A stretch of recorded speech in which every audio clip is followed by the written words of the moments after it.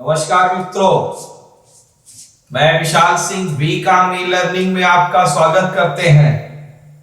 आज हम सबसे महत्वपूर्ण बैंक चैप्टर के अंतर्गत फाइनेंशियल मार्केट, वित्तीय बाजार क्या है इसके विषय में बताएंगे। सबसे पहले हम इसका आपको एक टेबल प्रस्तुत करना चाहते हैं। फाइनेंशियल मार्केट को दो भागों में विभाजित किया गया है। फर्स्ट है मनी मार्केट। मनी मार्केट के अंतर्गत दो बाजार आती है, एक ऑर्गेनाइज्ड मार्केट, दूसरा अनऑर्गेनाइज्ड मार्केट। सेकंड है आपका कैपिटल मार्केट। कैपिटल मार्केट के अंतर्गत प्राइमरी मार्केट और सेकेंडरी मार्केट। सबसे पहले हम आपको मनी मार्केट के विषय में प्रस्तुत करते हैं। देखिए, मनी मार्केट के अंतर्गत यह बाजार की एक ऐसी वित्तीय व्यवस्था है कि जो बाजार का अभिन्न अंग है, जिसके अंतर्गत वित्तीय असेट्स, फाइनेंशियल असेट्स की सेल परचेज, खरीद व बिक्री, ट्रांसफर एंड इन्वेस्टमेंट, एक दूसरे को हस्तांतरण करना, इन्वेस्टमेंट करना और फंड के बढ़ाने के ऊपर ये काम करती है। मार्केट में यह पूर्ण रूप से secured, unsecured investment, working capital उपलब्ध कराती है। डिमांड नोट, कमर्शियल बिल और मार्केट के इंफॉर्मेशन एंड फिजिकल बिल के अंतर्गत यह आपको उपलब्ध कराई जाती है। मार्केट को जैसे मैंने आपको बताया कितने प्रकार के होते हैं। मनी मार्केट को दो प्रकार में विभाजित किया गया है। फर्स्ट है ऑर्गेनाइज्ड मार्केट, सेकंड है आपका अनऑर्गेनाइज्ड मार्केट। अनऑर्गेनाइज्ड संगठित बाजार, नाम से भी आप स्पष्ट हो रहे हैं। जो बाजार reserve bank of India GOI, government of India, दोनों के रेगुलेशन ज्वाइंट वेंचर के अंतर्गत काम करते हैं, जिसमें सेंट्रल बैंक, कमर्शियल बैंक और insurance company, mutual fund, saving, credit and finance sector काम करता है। रेगुलेशन बैंकिंग एक्ट, ध्यान दीजिएगा, रेगुलेशन बैंकिंग एक्ट और RBI के अंतर्गत कार्य करते हैं। सेकेंड मार्केट आपका बताया गया है अनऑर्गेनाइज्ड मार्केट। आप विश्व की स्थिति पढ़ेंगे तो विकसित राष्ट्र, विकासशील राष्ट्र, भारत एक अनडेवलपमेंट कंट्री होने के नाते यहां पर अनऑर्गेनाइज्ड मार्केट बहुत तेजी से पांव पसारे हुआ है। जैसे गांवों, कस्बों में साहूकारों द्वारा दिया गया लोन, छोटे छोटे पार्टी बनाकर लोन दिए जाते हैं, उनका न उनके पास कोई लेखा जोखा नहीं रहता है। ये दलाल के माध्यम से, ब्रोकरेज के माध्यम से यह अपना कार्य करते हैं। इस प्रकार से हमने आपको मनी मार्केट की विषय बताई। मनी मार्केट का ऑर्गेनाइजेशन, ध्यान दीजिए, मनी मार्केट के संगठन कौन कौन से हैं। मार्केट में मनी मार्केट के फर्स्ट संगठन आते हैं सेंट्रल बैंक। आपको मैंने पिछले वीडियो में आपको डिस्क्रिप्शन में लिंक में जाके आप देख सकते हैं। भारत में सेंट्रल बैंक को हम रिजर्व बैंक ऑफ इंडिया, केंद्रीकृत बैंक कहते हैं, जो डिस्क्रिप्शन में जेके लिंक देख करके आप पीछे स्पष्ट उसकी पूरी व्याख्या की गई है। सेकंड है आपका कमर्शियल बैंक।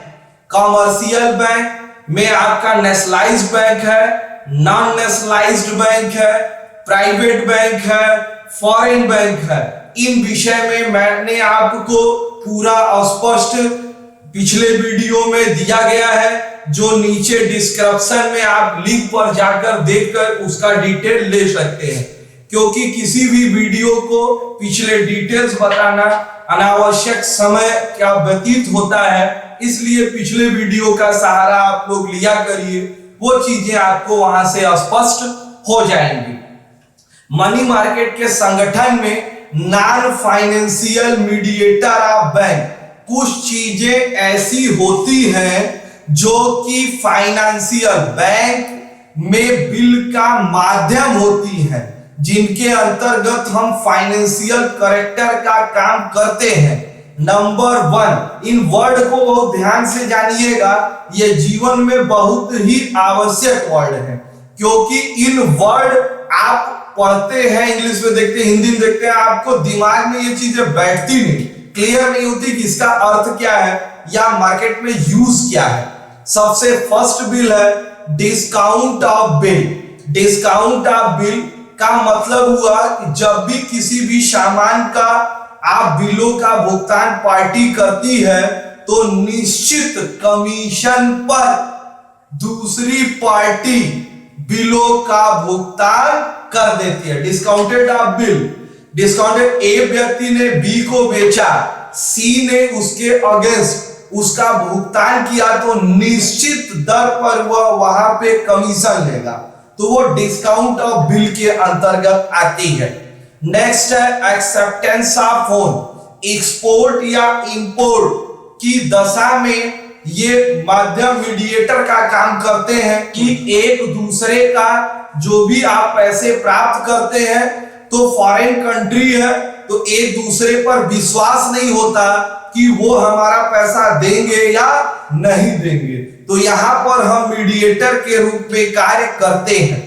नेक्स्ट शब्द है बिल ऑफ एक्सचेंज। एक व्यवसायी द्वारा दूसरे व्यवसायी को, दूसरे बिजनेसमैन को लिखित प्रपत्र देता है कि वह निश्चित दर से उस बिल का भुगतान कर देगा, जिसे हम क्या कहते हैं, बिल ऑफ एक्सचेंज। नेक्स्ट है आपका कॉमर्शियल पेपर। यह बिल ऑफ एक्सचेंज का सेकेंड पेपर माना जाता है, जिसमें एक व्यक्ति दूसरे व्यक्ति पेमेंट की प्रोनेटरी नोट देता, लेकिन उसमें एक ब्रोकरेज मींस दलाल घुसता है और यह कहता है कि इस पैसे का भुगतान अगर वो नहीं करेंगे तो हम कर देंगे। इसे हम क्या कहते हैं, commercial paper. T bill important शब्द है, ट्रेजरी बिल। ध्यान दीजिएगा, ट्रेजरी शब्द से आप क्लियर हो गए कि ये गवर्नमेंट हो गई। जब ये गवर्नमेंट हो गया तो ये निश्चित अवधि के लिए रिजर्व बैंक ऑफ इंडिया के रूलिंग के अनुसार जारी होता है, जो 91 डे से लेके 364 डे तक होता है। जीरो रिस्क, इस पर किसी भी प्रकार की रिस्क नहीं होती कि मेरा भुगतान नहीं होगा। दूसरा कॉल मनी, नोटिस मनी या term money. Call money, notice money या टर्म मनी, तीनों एक ही चीज है। कॉल मनी मींस ये मकाल मनी में समझ लीजिए कि ये मुद्रा को निश्चित डेट में भुगतान किया। कॉल मींस एक पार्टी दूसरे पार्टी को एक दिन में भुगतान करती है, तो उसे हम क्या कहते हैं, कॉल मनी। यदि वह एक दिन से अधिक 14 दिन के अंदर के लिए उसकी निश्चित किया जाता है तो उसे हम क्या कहते हैं, नोटिस या टर्म मनी कहते हैं। ये हमने आपको बताया मनी मार्केट। मनी मार्केट की कुछ छोटी सी दो चीजें रह जाती हैं जिनके विषय में आपको बता देते हैं। मनी मार्केट के फर्स्ट है आपके लिए character of the financial market, वित्तीय बाजार की विशेषताएं। फाइनेंशियल मार्केट का ये अभिन्न अंग है। मनी, बिना मनी की किसी भी बाजार की स्थिति का अवलोकन करना संभव नहीं। इसके अंतर्गत हम बाजार में वित्तीय संपत्ति, फाइनेंशियल एसेट्स की सेल व परचेज करते हैं। मार्केट में हमें कंपनियों और उद्योगों में इन्वेस्टमेंट की सुविधा प्राप्त होती है, फंड को बढ़ाने में सुविधा मिलती है। नेक्स्ट है function of the money market. Money market के क्या कार्य है? सबसे पहले ये ध्यान रखना होगा कि ये शॉर्ट टर्म लोन आपको प्रोवाइड करते हैं। आपको बिजनेस इंडस्ट्री को फंड प्रोवाइड करते हैं। यह fund nationalised and non nationalised किसी भी बैंकों के द्वारा आप प्राप्त कर सकते हैं। मॉनेटरी सक्सेसफुल, मौद्रिक लिक्विडिटी में तरलता प्रदान करते हैं जिससे बिजनेस अत्यधिक सफल हो सकता है।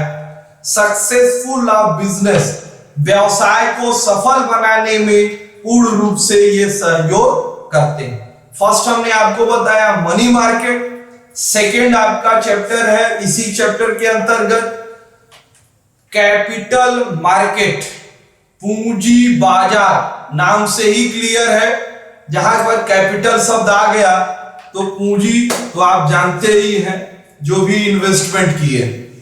पूंजी के अंतर्गत कैपिटल मार्केट यह बाजार में लॉन्ग टर्म लेन देन की एक सुविधा प्रदान करती है, जो बाजार में उद्योगों को, स्मॉल स्केल इंडस्ट्री या लॉन्ग टर्म की स्केल इंडस्ट्री, बड़े उद्योगों को गवर्नमेंट के द्वारा, सेंट्रल गवर्नमेंट हो, स्टेट गवर्नमेंट हो या रिजर्व बैंक के द्वारा ऑथराइज्ड पर्सन से वह शॉर्ट टर्म के लोन को प्राप्त कर सकते हैं। शॉर्ट टर्म लोन को प्राप्त करने के लिए यह लोन मीडियम टर्म का भी हो सकता है और लॉन्ग टर्म का भी हो सकता है, जो कि शेयर, ध्यान दीजिएगा, शेयर, डिवेंचर, बॉन्ड और गवर्नमेंट सिक्योरिटी के रूप में ले सकते हैं। इस कैपिटल मार्केट के अंतर्गत मर्चेंट ऑफ बैंक, बैंक कुछ सहयोगी चीजें हैं।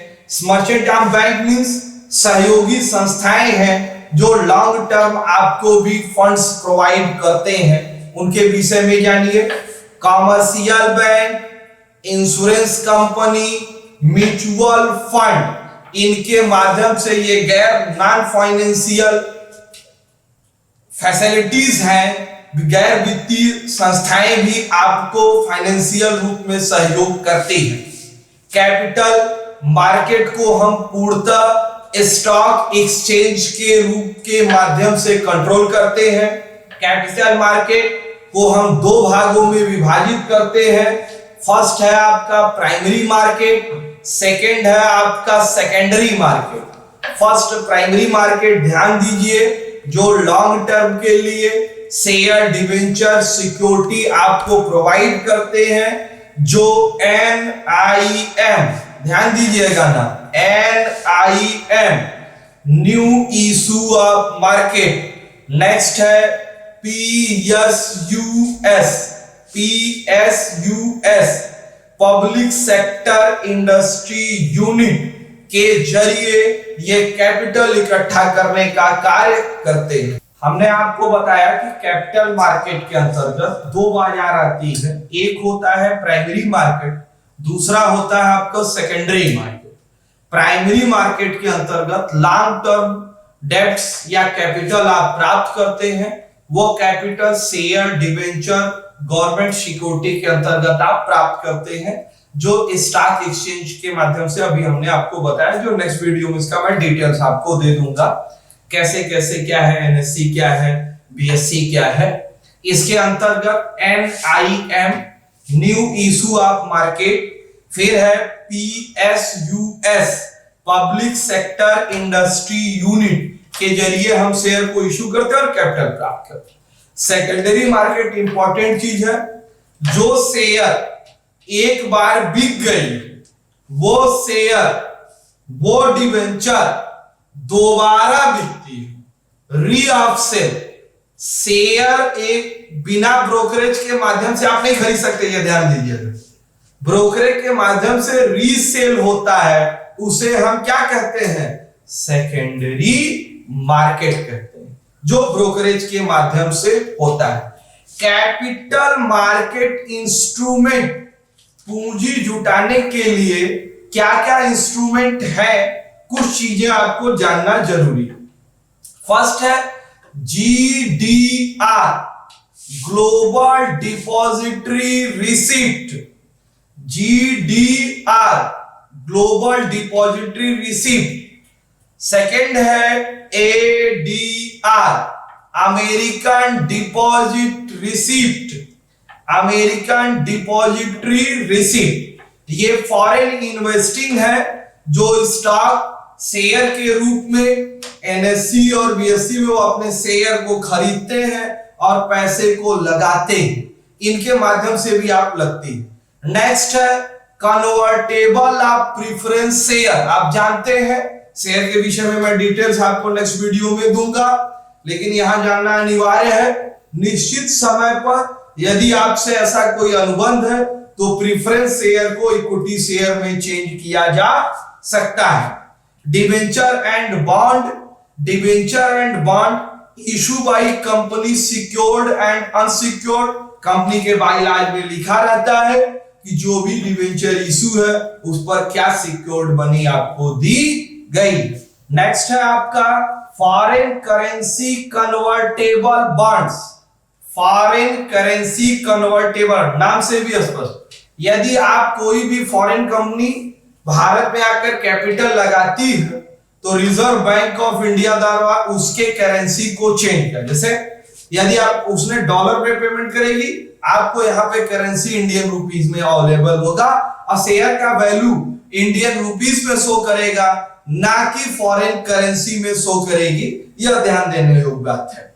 गवर्नमेंट सिक्योरिटी मार्केट, गवर्नमेंट अपने भी कुछ प्रतिभूतियां मार्केट में इशू करती है। GOI, गवर्नमेंट ऑफ इंडिया, वो फंड को अपने पास जुटाती है जो टी-बिल के माध्यम से, और गवर्नमेंट सिक्योरिटी के विषय में नेक्स्ट वीडियो में आपको दिया जाएगा। Thank you. आज हम आपको फाइनेंशियल मार्केट के विषय में डिटेल्स बताए। जो कैपिटल मार्केट और मनी मार्केट है ये बहुत इंपॉर्टेंट है, क्योंकि बाजार की स्थिति की जानकारी होना आपको अत्यंत आवश्यक है। मित्रों, मेरे इस चैनल के चलाने का मूल उद्देश्य है यदि आप अपने समय का उपयोग करें, जो बच्चे इस किसी भी स्थिति में पढ़ने में अगर असक्षम है, बड़ी बड़ी संस्थाओं में वो पढ़ नहीं सकते, उनकी फीस को पेड नहीं कर सकते, तो मेरे VCOM लर्निंग क्लासेस के माध्यम से वो इस सब सब्जेक्ट के कॉमर्स, इकोनॉमिक्स और आपके अकाउंट्स के सॉफ्टवेयर, कंप्यूटर का ऑफिस पैकेज, ये डिटेल सब आपको वीडियो यहाँ अवेलेबल होंगे, जिनको आप देख करके जानकारी प्राप्त कर सकते हैं।